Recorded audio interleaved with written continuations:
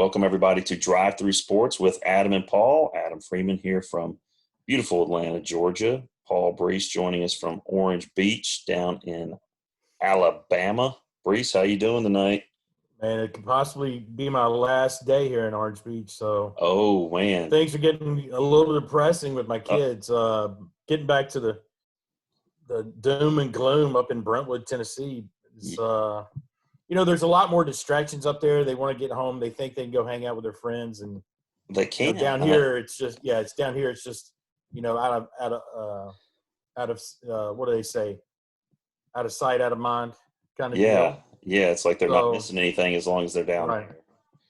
But to be honest, it's not going to be any more exciting when they get up there. Right. Well, it's my oldest son's birthday coming up Monday, so I guess he's the one back at the homestead, and he's an essential worker at hospital in Murfreesboro, we mentioned before. So yeah, I mean, I there's a part of us so you feel like you don't want to let him celebrate by himself. True. That would be truly depressing. Yeah, truly depressing. Well, we encourage everybody to listen on our different platforms that we've got. We've got Google Podcasts, Apple Podcasts, iHeart, and Spotify. You can check us out at Drive Through Sports with Adam and Paul, as well as you can check out the video of all of our episodes on our YouTube channel, which is also goes by the same name, Drive Through Sports with Adam and Paul. So you can check that out and make some comments if you like. But really easy to listen. Just everybody that's got an iPhone, you got Google Podcasts. If you got an Android, just hit the little purple podcast icon, search Drive Through Sports, and you're right there with us. You can listen to any of our episodes for free. Make sure you subscribe and give us a rating. Let us know what you think about some of our content. We've got some interesting stuff coming up tonight. First things first, though, is the news that we've talked a little bit about previously about the Major League Baseball reemerging in the month of May. And from what I've read, they are not really ruling out anything as far as the possibility to bring baseball back,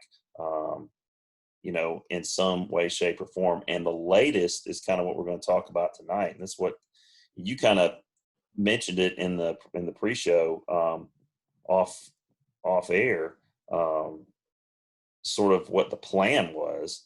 And the plan is to create a completely new realignment for this year only based on Cactus League and Grapefruit Leagues in Arizona and Florida, respectively, and essentially treating them like an American League and a National League.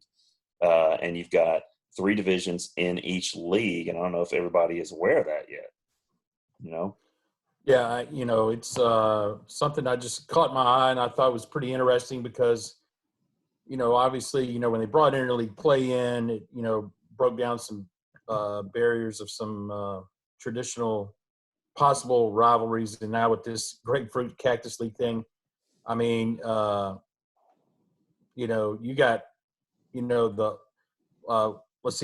Dodgers and the Angels, in the same quote unquote division, I guess you could say. Yeah, that's what. With the Reds, White Sox, and the Cleveland Indians. So, yeah, it's crazy. We just got to go through these alignments here.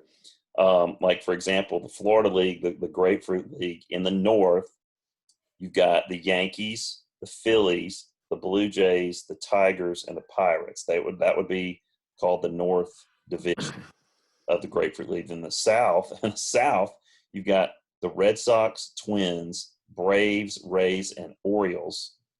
And then the East is the Nationals, Astros, Mets, Cardinals, and Marlins. So based upon what you're saying there, I think let's see if we could pick out, the 4 representatives from the playoffs. Okay. So you said, your division winner, and then what? Is it 2 wild cards or just 1? And I think there's 2 wild cards. Wild cards. Division winner, and then there'll be 2 wild cards, and there'll be a wild card game. Right. So essentially 5 teams. Okay, so I'll tell you, from the north, I like the Yankees. From the south, I like the Braves. From the East, I like the Astros, and then the wild card, I'll go with the Cardinals and the Nationals. Okay. All right. I agree with you on the North Division winner. I think that's the Yankees. The South, I'm going to also go with the Braves, and the East with the Astros. So I'm going to agree with you on all those. The only disagreement I'm going to have is the wild card. I'm going to go Phillies and Twins. And I think Gotcha. it'll be the wild card with the Phillies coming out on top of that, probably playing the Yankees in the division series. So that's the way I think that would shake out. Then I think you would be in a situation where you'd have the Yankees more than likely facing off against, I think, the Braves off their strong showing last year, aside from Game 5 of the NLCS. Or the NLDS. And then I think the Yankees come out of the Grapefruit League as the champion to meet in the de facto World Series. And the Cactus League, you got three additional divisions there. You got the Northeast, which is the Cubs, Giants, Diamondbacks, Rockies, and A's. The West, which is the Dodgers, White Sox, Reds, Indians, and Angels. And then the Northwest, the Brewers, Padres, Mariners, Rangers, and Royals. Who do you see coming out of those? Like, for example, the Northeast division. I'm going to throw you a surprise. I think the Oakland A's are the upcoming team. Really? And, and with possibly the Chicago Cubs chasing them down. Okay. All right. What about the West? The West, it is heavily a Dodgers bloodbath of that division. Yeah, that's not even close, I don't think. Yeah. Northwest. You know what? The Brewers I'm going with the Brewers. Yeah. What about your wild cards for that side? Angels and Cubs. Angels and Cubs. All right. I'm going to go with the Northeast. I'm going to go with the Rockies, Northeast, and I'm going to go with the Dodgers, and then the Brewers, and the wild card. I'm going to go Padres and Reds. I know the Reds were really terrible last year, but I think they're going to be better. Man, take that back. I'm going to go Padres and Indians. And Indians. Yeah. So no Angels. No Angels. No, I don't believe it. Well, do you know who the new manager is for their Los Angeles Angels? Oh yeah, Joe Madden. I know. That's right. He's done some special things. So well, I mean, Mike Trout. I mean, come on, man. I know, but I mean, I don't think they have enough pitching to do what they need to do. I mean, they're just going to have to outscore everybody. I don't see that happening. Although I would like to see Mike Trout play in more than one playoff series in his career. That would be kind of nice because he is the best, most complete player in baseball right now. As far as how it would stack up, I think you got I think the Indians win the wild card in the Cactus League. They would play the Dodgers, which would be a pretty good series. I think the Dodgers come out on top of that. The Brewers would then play the Diamondbacks. I think the Brewers win that. So it'd be Dodgers-Brewers in the Cactus League championship series. And I think the Dodgers win that. And I think you would get a possibly Dodgers-Yankees. Yeah, old school. Old school. And then what's funny is there was they were replaying the 77 World Series last night on the MLB Network. And it was just funny to watch, Garvey and Lopes and Say and Russell and Guidry and Chris Chambliss and Lou Piniella, Reggie Jackson when they were playing. Cause that was like, I mean, that was right in the heart of like what, when I started to become a Dodger fan, it was like 77 when I was like 6 years old. I saw him play actually in '78. That's how I became a Dodger fan. We had our little league team. Good buddy of mine, Dax Mahan, who still lives up in Kentucky, um, and he was a pitcher, left-handed pitcher, and we were 18-0. And you didn't play, we played at Noble Park in Paducah, and um, we won all our games. It was the second year we'd been together. We played together as 6-year-olds, and we were 7 and 8, and we kept the team together. The local sportscaster there, Gary Rodemeyer, for the local NBC affiliate, was our head coach, and his son Gary was on our team. We were 7 and 8, and then we stayed together. And that next year, when we were all 7 years old, we won every game we played. And we even played a funny story. We played the county all-stars, and we beat them like 20-1. And my dad knew was good friends with one of the dads from his kid played on the county team. And he was talking to him one day about the game. And the other kid's dad was like, man, he goes, well, we're just not used to playing with fences. I'm like, and my dad was like, what difference does, because you're playing in a field. So you lost 20-1 because your kids are used to playing in a field instead of with fences, Only in Kentucky. Yeah. And what was funny about that was the county all-stars were, back in the day, back in the days of, you had the sponsors or whatever. Right. Ours was the Toggery Shop, which was a men's clothing store, and our uniforms were orange with blue embroidered numbers and a huge patch on the back of our thing that said Toggery Shop on it. And, much like Chico's bail bonds or something, Yeah, Bad News Bears. Yeah, and I remember we played teams like Mayfield Dairies and 7-Up Bottling and all the store stuff. So when we played the county all-stars, they were the Kitmo All-Stars. Well, what Kitmo was a company that made portable toilets. So Nice. you drive around the city and you'd see these portable toilets and they'd say Kitmo on them. And I'd be like, hey, that's the team we beat, 20-1. So I don't, other than being sponsored by Chico's bail bonds, I don't know that you could have a worse sponsor back than like Kitmo portable toilets as your little league sponsor. But anyway, so we ended up beating them and somehow got invited to St. Louis to play 2 games up in St. Louis. And we ended up winning both games, and we got tickets to the Dodgers and Cardinals. And I'd never been to a Major League Baseball game before. It was my first one. So we went there, and we had tickets right on the first base line, and Garvey was like right in front of us.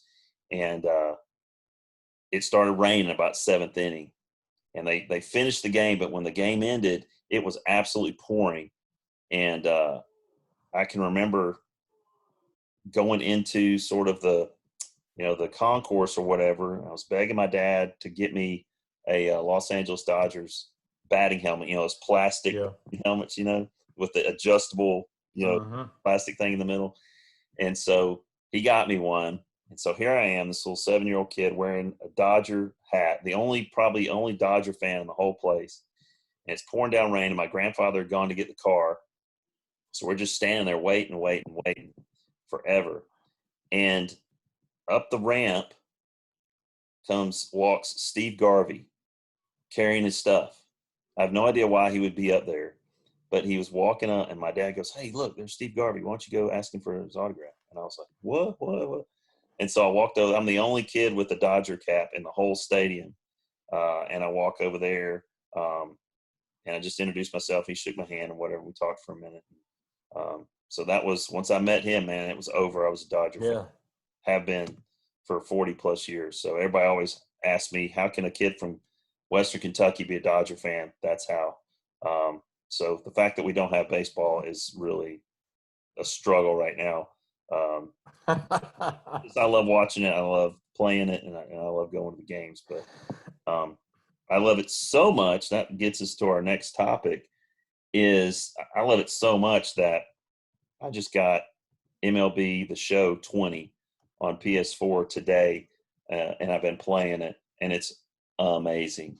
Which led me to think about like how far video games have come since we played them as kids growing up. What was your first video game system that you had? You know what? I can't. I don't remember what it was called, but I do remember playing Tecmo Bowl a lot on it. Was it a Sega? No, I don't know. it's a Nintendo. Probably a Nintendo. Yeah, something. Man, Tecmo Bowl, Bo Jackson, He was legit. legit. Yeah, it's like if you're going to play somebody like in between class, that's what we played in college. Guys down the hall had a Nintendo, and anytime you had any downtime, you go down to their room and you get in the queue, you get in the line to play. Yeah, And if you could play Tecmo Bowl, you tried to get Oakland. yeah. Now, my cousin, we spent a lot of time over there in the summers. He had a pool, obviously, and we would hang out. And he had an Atari, Okay. and so a lot of Atari baseball. Yeah, That was a big thing. I think about that. My first one was a Atari 2600, but it was not the Atari version. It was the Sears version. It was the Telegames, but it played all the same cartridges, so I didn't really. Right, right, right. But I So can remember getting like the sports games on that thing were so bad, but you just wanted to play a game, like correct. to score or whatever, compete. And I think the Atari baseball, it was like two characters. It was like a batter and a pitcher, and the pitcher could like run all over the field and make all the outs. Like he didn't throw the ball other than to pitch the ball. And Yes, I think correct. back on it how bad it was. It was just a horrible, horrible, horrible game. It was like, and then when you came out with the Tecmo Bowl, you're like, oh my gosh, this game is incredible compared to everything that Yeah. Atari had to offer at the time, which was just it was just bad.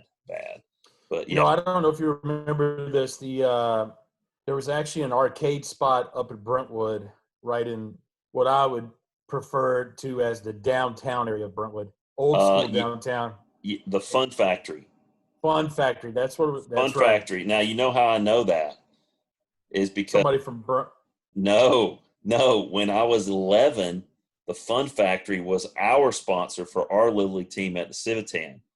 So Nice. it was like fun. It was blue hats with Fun Factory on it, and unfortunately, the Fun Factory was the Fun Factory for all the wrong reasons because apparently there was some illegal activity going on at the Fun Factory in the back of the Fun Factory, like Oh, really? illegal machines and stuff, like poker machines and stuff. Gotcha. And Gotcha. they got shut down. I think the summer after after that. But we used to go there Yeah. after church. We go there if we weren't at Red Geranium Man. Pizza. We go to the Fun Factory, or there's that other place, John Philip Tubas. Remember that place? Yes. That was Yes. over there by in the Kroger shopping center. Right. And It's just amazing how you wouldn't have to stand in line.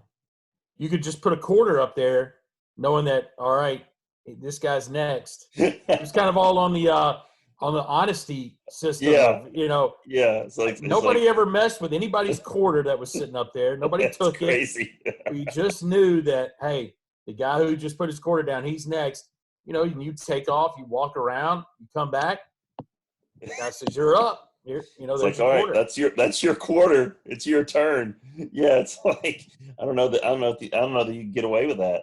You couldn't get away with it at all. Do that. Couldn't do that anymore. Heck, I don't even know if they have arcades anymore.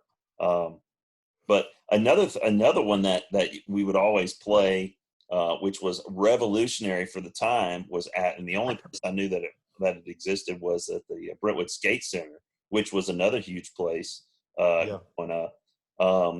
was Dragon's Lair. Do you remember that game? Dragon's Lair. You remember that game? I don't remember that one. Dude, it was a cartoon. Okay. Like, and you controlled the cartoon character. So, I mean, we were used to all these pixels and graphics and, you know, these little bits and stuff. But this was actually like, it was like an animated video game. It was the first one of its kind. And, I mean, it was probably, without a doubt, the hardest video game I've ever tried to play. It was so hard that it was almost not even worth playing because you couldn't advance on the game at all. You ended up just wasting your money. But Right. that I remember from arcade stuff. That, like, in the '80s, pole position. Pole position was one of my favorite ones because you get in, you know, you'd have the big seat, and you get in there, and shoot, I'd pump quarters into that and Galaga for like days. Yeah, that's a great one. Yeah, and shoot, you can actually buy your own Galaga for like $400. Yeah. Yeah. Full stand-up version. Yeah. Yeah. Video games like the you know, this baseball game is just ridiculously crazy. How accurate it is, the graphics and the gameplay. It's nothing like anything that we ever had. You know, growing up, it's just head and shoulders above everything. I mean, from the point where if I want to play somebody in another state or another country, I could do that. Right. We could go head to head. You know, if we so desire. Now I have well, my son has a PS4. Okay. Do I have to have MLB The Show 20 to play you? Yes. Okay. I believe All right. so. Well, Yes. there we go. Yeah. Yeah. I'll have to tell him to get that. And I gotta be honest with you. I don't even know like a tenth of what I should know to play this game. I'm just kind of like Yeah. feeling my way through. It's not like Right. back in the day where you just flip it on and you got one button and a joystick. You know, it's like shoot that. It's like that's all you had to do. That's all you had to know. Yeah. And it's just not. It's much more complicated. I got to tell you a quick story about gaming. At our church, we do a senior Sunday for the high school kids. You know, they're graduating. Right. And last year, my daughter was a senior, and so when they calling out, you know, the seniors and where they, you know, will be attending or whatever, they call this young man's name out, and he's going to be a professional gamer. Dude, there's money in that. And my 12-year-old sitting next to me hits me. He goes, "That's what I want to do." And I was like, "Oh my gosh!" So my daughter gave me the lowdown that this guy is moved to somewhere in Georgia, and he's sponsored by this company. And him and about 5 other guys live in a house. They have a chef, and all they do is just game up all day. Holy cow! So, I don't know if I could do that. I'm not built for that. I got to move around. I can't. Yeah. Like this, like all this quarantine business, not go anywhere. It's freaking killing me. Like, yeah. We got another 20 days here in Georgia. I don't know once you get back to Tennessee what y'all's deal is, but we got another 20 days to deal with. Yeah. 30th. Yeah, till the April 30th. So I'm sure y'all are right around the same thing. We have one other thing we're going to talk about. And I'm drawing a blank on it right now. Talk to me. So I don't know, man. We're going to talk about the realignment. We're going to talk about the video games, man, and how they're different. But I will tell you. Okay, I'll tell you one more thing about that trip to St. Louis. And this is a funny story, and it's absolutely true. So I mean, you know, you grew up the same way I did. If it was, I mean, how many times did you see me wearing my baseball uniform to church? Because I had a game. Oh, yeah. Yeah. You know, I was wearing it, but we were at church. If it was, you know, whatever. Well, so we had a game on a Sunday afternoon. And so we're in St. Louis, and so we're trying to find a church. And, you know, that's not like get on the internet and find a place. It's just like, hey, you know, I think I drove by one coming in. I remember kind of where it was. So my dad was like, hey, this is where we'll go. So we go in there, and we go in, and it was a Baptist church, and we were in the minority in this Baptist church, and we were late, and I had a game at like 1:00, and it's like 10:15. I guess it started at 10. So we're thinking, it's going to be over 12. We'll have time to get the ballpark, blah, blah, blah, blah, whatever. And so we kind of sneak in and sit in the back. And, me and Gretchen and mom and dad and my grandparents. So there's 6 of us back there. So the preacher gets up and he starts preaching. Now, you and I are accustomed to a nice solid 20 to 25 minutes. We can sense when the invitation song is coming. We prep for it, and we know, okay, so very set in our ways. Church of Christ, very set in our ways as far as the establishment of how the worship service goes. Right. So this guy's going, and he just keeps going. Like, there's no end in sight to this. And I keep pulling my dad's arm, like, it's like, is it almost over? Is it almost? I mean, I'm a 7 years old, man. Gretchen's like 3. So she's going crazy. I'm going nuts. So we're trying to find anything to occupy our time. So my mom has one of those macrame purses that were really hugely popular in the 70s, like hand woven, like a lining so nothing would fall out, and the handle on it was this brown plastic, it was probably about, I don't know, and it's 1/2 inch in diameter, a little bit bigger than that, but it was curved, and then it went down into where like the macrame would be like woven around it, and you would open it up and put your stuff in there, and then it didn't have a clasp on it. You just pulled the handles together. So I'm looking for gum or something in my mom's purse, so I'm like foraging through her purse, and I'm making all kinds of racket. My dad's like, "Shh, be quiet," and my mom's kind of hit me on the hand, "Be quiet." And so I'm down on the floor looking at the back of the pew that we're sitting on. I've got the purse there. And I don't know what overcame me to do this, but I stuck my head through the handles of the purse and got stuck. The purse got stuck on my head.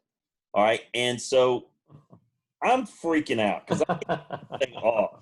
And so Are you a new character on Fat Albert? I exactly am. That's exactly who I am. So I've got this purse stuck around my head, and it's pinching my ears because it's down here, and I can't pull it up over it. So I'm starting to just fidget around and make all kinds of racket. And my parents are getting all mad and stuff. So I'm standing on top of the pew, and I'm pulling this thing off, and everybody starts turning around and looking at me. And like, who is this crazy kid, man? What is he doing? So they had to take me out, and basically my dad pulls this thing apart, and my mom pulls my body out, and my head comes out with it. And man, I had this ring around my head where that thing was, because it was squishing my freaking brains in, and I will never forget that. And I'm sure those people, the patrons at the Baptist church there in St. Louis, will never forget it either. But and then you went 3 for 4 in your game. That's right. And the most important part of the story is we got to the game, and I had a good game, and we won the game, and I wasn't late, and I didn't have to play with a purse around my neck. But yeah, so that St. Louis trip was pretty memorable for more than one reason, not just meeting Steve Garvey, but for getting a purse stuck around my head.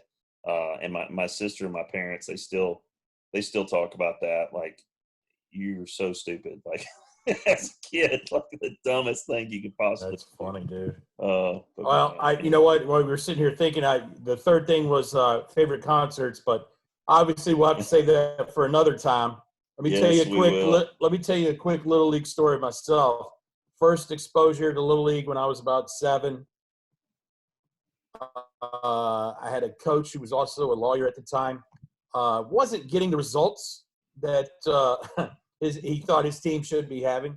From a bunch of 7-year-olds. Yeah, so he brings. We were pretty good at watching the third strike.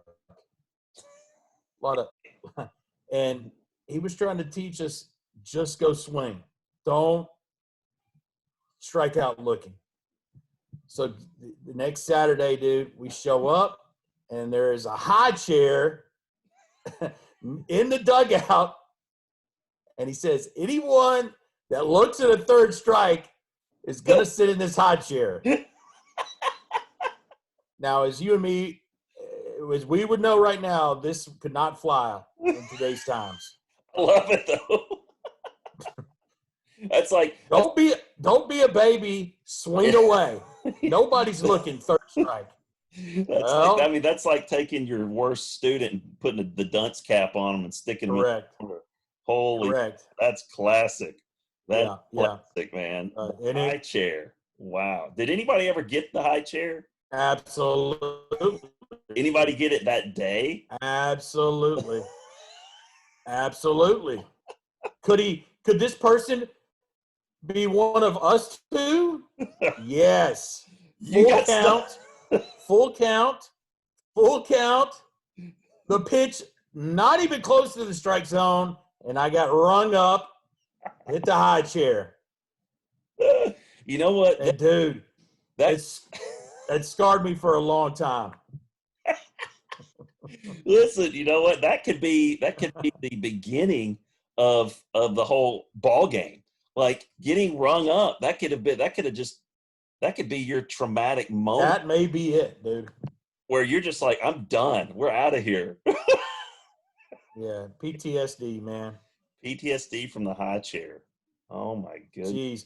I will say I was not the only one, but I was swinging at everything when I had two strikes. It could have been above my head or bouncing. I was swinging away because I did not want to go back to the high chair.